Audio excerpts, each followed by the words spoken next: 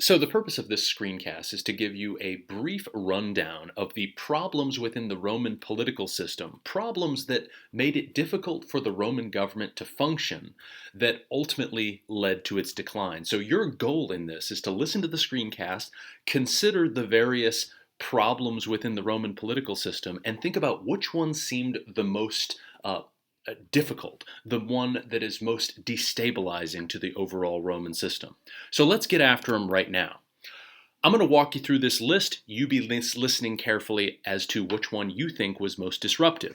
The first one, and this is more a kind of historical observation point of fact.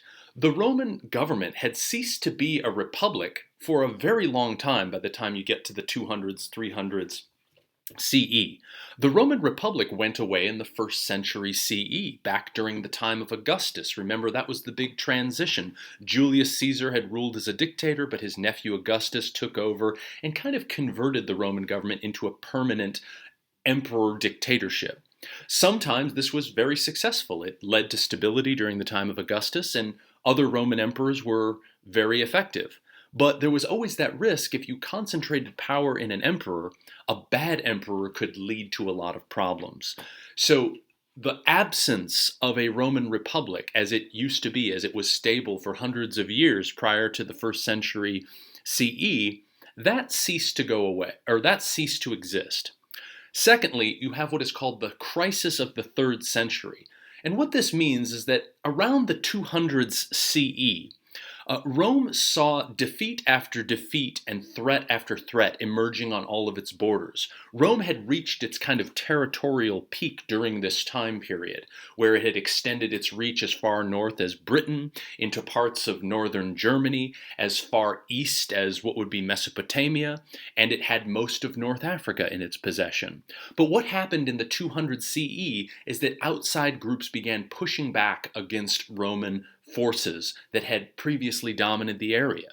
And what that meant is more resources had to be directed to the military to fight very difficult military campaigns. And sometimes they were successful, but oftentimes they weren't. There were a whole sort of barbarian tribes and tribes that were disloyal and partially loyal to Rome that came crashing in on the Roman frontiers during the 200 CE. And what this meant is the military was under strain. Also, during all of this, there is poor political leadership.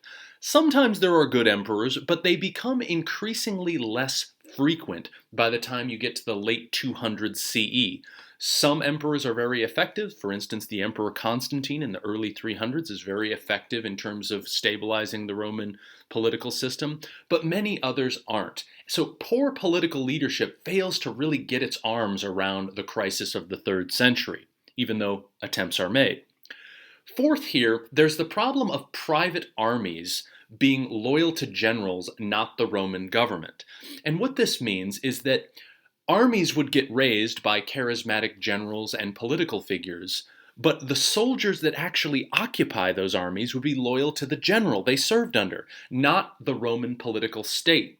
So a Roman emperor or the Roman Senate might say, we want you to do X, but the soldiers operating under General X wouldn't abide, and they'd be loyal only to the general. So many generals saw this power run to their head, and they became convinced that they could rule the Roman political system and maybe become emperor themselves. So what you get is a breakdown in loyalty amongst the military, and these private armies really disrupt the ability of the Roman government to carry out mass military campaigns. And it also feeds into the fifth category, which is frequent civil wars, Romans fighting other Romans. And this is very cannibalistic. It's Romans kind of eating themselves up when their potential enemies at the border benefit from that infighting. So frequent civil wars will happen during this time period, especially during the 300 CE, where numerous Roman emperors are going to die in these bloody civil wars. In fact, it becomes hard to even sustain yourself as a Roman emperor. It's a job that fewer and fewer people want to have because you're under constant risk of assassination. And then finally, you get this general problem of brain drain. We've talked about this in previous units, but what it means is that the violence in the political system gets so bad that talented people within the government or around the government just stay out of politics altogether. because they fear violence, they fear corruption, they fear harm to their own family, and they begin to opt out of the political system. And what that means is you get subpar, less effective people serving in government. All right, so take a consideration of all of these factors that cause the Roman political system to break down and use it to respond to the question.